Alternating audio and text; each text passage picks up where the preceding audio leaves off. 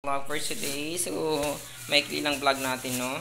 So, dahil wala nga tayong pera at wala tayong kabudgetan, so ito yung ating ulam for today's. Very healthy. Ayan. So, halagang 35 pesos lang ito. Super budgeting talaga yung ating pera kasi wala pa tayong client. Ayan. So, ibabaw lang natin ito sa ating kanin, mga kahagar.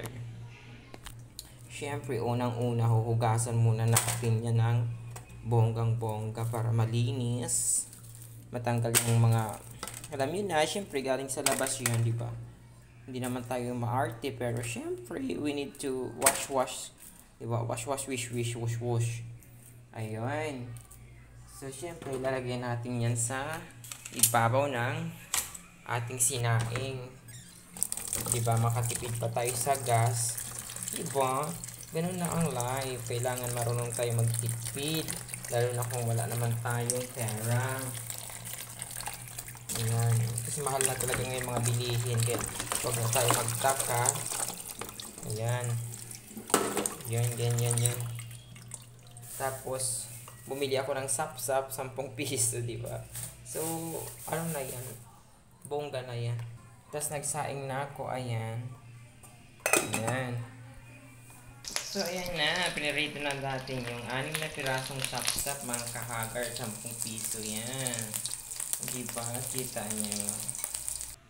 So, ayun. Ito na yung ating. Yan. In-steam lang natin yung ating okra and kamatis. Luto na rin yung ating sap-sap. Meron tayong sausawan. Ayan. So, ayun mga kahagar. Paluto na yung ating okra and tomato. Yung sinaing natin, paluto na rin. So, waiting na lang tayo. Ayan mga kahagar, luto na siya. So, ilagay na natin sa plato. Ayan. Yan yung ating ulam for today's vlog mga kahagard. Diba? Healthy. Oo. Bihira lang ako makakain ng ng yan, sap-sap. Ay, ngayon lang ako nakakain ng sap-sap. Ayan. So, ayun mga kahagard. So, inantay na lang natin yung ating kanin kasi hindi pa siya in talaga siya. So, waiting na lang tayo mga kahagard. Ayan. So, bago tayo kumain for today's vlog. Ayan na, kakain na tayo. So, ayan madlang people. Luto na yung ating kanin. So, kakain na tayo for today's vlog. Ayan, madam people. So, late it na. Ayan. So, kakain na tayo. Ayan. Kung makikita nyo yan, kakain na.